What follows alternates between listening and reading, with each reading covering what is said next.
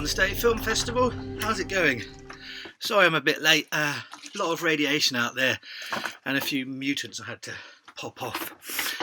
So I'm here for the Atomic Apocalypse Q&A post-film. So let's see what questions you have. So tell us, Martin, that's me, tell us about the moment you conceived the film while working as a judge at the Santa Barbara Film Festival with Lisa G. Black. Well, a few years ago I was a judge at the Santa Barbara Film Festival, which is in Santa Barbara, and it's a film festival, and there was a huge storm. It was the biggest storm California's had for 20 years, and I watched it from the hotel balcony as all these little bits of lightning were going on. And then the next morning I went down the beach, and it was a scene of devastation. It was apocalyptic. And there was all sorts of palm trees and blown over and bits and pieces, and some poor old seal had been bashed up on the beach.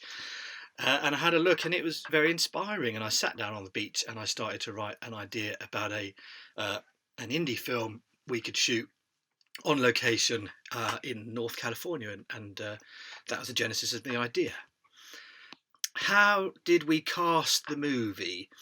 Well, I already knew Krista DeMille from we met at Sundance Film Festival in 2012, and we had lots of ideas for films, and we thought we were going to make a movie, but we never did. And then finally this idea popped in, and all the planets came into alignment, so we made Atomic Apocalypse. And I wanted to cast a lot of actors I'd never worked with before, and I met Jesus at Santa Barbara, and he was great, and we got on, and there's a lot of talent there, so worked with him. We interviewed a few people for Susie's role, and we went with Andrea, who was fantastic and lots of fun to work with, and everyone else sort of came as we went along. And I'd met Neil Dixon years ago, who's just brilliant, and he was in Biggles, which is the very first film I ever saw on my own in the cinema when I was about 11, and I thought it was brilliant, and so I was very excited to work with him after 36 years.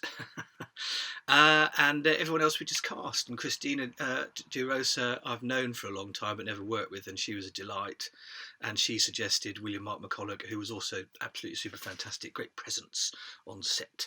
So yeah, it's all very, very exciting. And Ron Roget, he's brilliant. He keeps on giving, and you're filming and you'll finish the take and he'll say, what about this thing, and you'll go, that's great, that's brilliant, we love it. So that's fab. It's fab. That's casting. How long did it take to edit the film? Well, I'm not sure. We got back in November, but so yeah, it probably took about a year to edit it all together, because we didn't have a lot of money, and you know, doing things with less money takes longer. You know, it takes them a year to edit a huge $100 million movie, and they're spending lots of money, and it took us a year to edit our film, and we're not spending as much money. Next question, what's the budget? Well, I always think asking a filmmaker what the budget is a bit like asking a bride how much their engagement ring was. You know, it was a lot of money. It was, I'll give you a figure, it was between $1 and $1 trillion, somewhere in between that, closer to one end or the other end. But yes, it was, and it takes a long time to raise money. How many days to shoot? Or maybe 26 days. So we had half of that in Montana and half of that in California, and a little pickup 5 days in the UK in Oxford. On a friend of ours let us use his farm, which was fantastic, and he has a cameo in the film as the horse rider. It was wonderful to film that. It's really, really good fun, and it was just after we had this big dump of snow, and the snow had all melted, so it was freezing cold, but it was very exciting. What's next for the film? Well, it's being released. It's out in North America. If you're in North America, USA, Canada, you can watch it on Amazon, iTunes, Xbox, lots of other platforms. The DVD is also for sale, so if you're unable to get to the DVD store, get it sent to you or your friends or everyone. Yeah, it's for sale, and it'll be coming out in the UK and other territories at some point, hopefully soon. We were going to launch it at Cannes Film Festival in Europe, but obviously that has been put back. Post-production, I edited it at home in London, but we also did the Loop Group, which is the adding voices and an ADR. We did that in the USA. The Loop Group was with a brilliant guy called Bill Timoney in New York. That was a fantastic day. Very, very exciting to be in the studio with such a group of professionals, and we had a whole load of actors to come in to do extra lines and loop grouping and the chanting of the Stairway to Heaven people, the people of the stairs. That was really good fun. So exciting to do that. Really good vibe. And then we went over to Santa Monica to do the ADR, which was fun, but we were worried we didn't have enough time because, smaller budget. So we were so super prepared that we came in and it just ran like clockwork because we had all the lines ready and the time codes and everything. So everyone knew exactly when to say their lines and how long and what have you. And we did it like that. I think we were there for 2 days. And in a big feature film, they would have been there for 6 weeks. And we got it done in the fastest time you could possibly do it and did it well. Because no titting about because we were worried about spending too much money.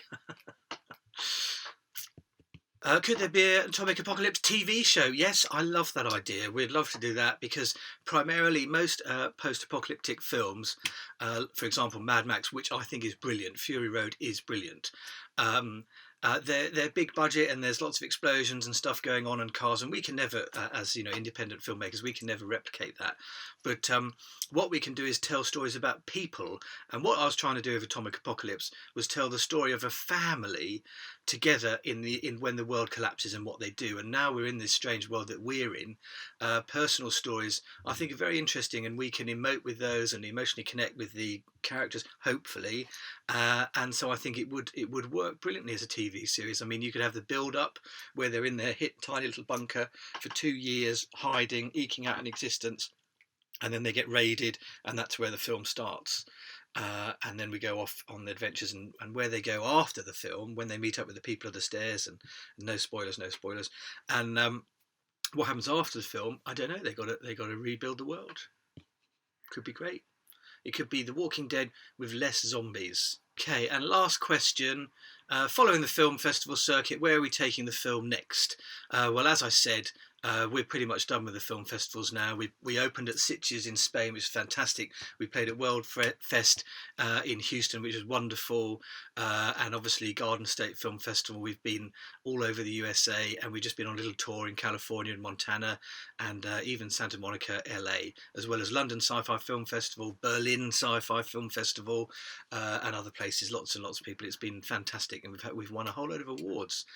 19 nominations, I believe, and quite a few awards, so that's very exciting. And now it's all about getting this out to the world through TV and videos and DVD, not videos. No, does anyone make videos? I don't know. DVDs and stuff like that. So please watch the film, tell your friends, leave positive reviews on IMDb and Amazon, because leaving horrible reviews just makes us really sad and not want to make any films, and then we can never employ you.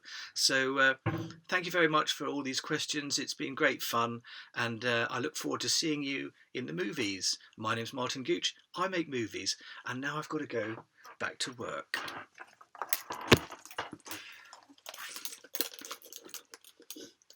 Wish me luck.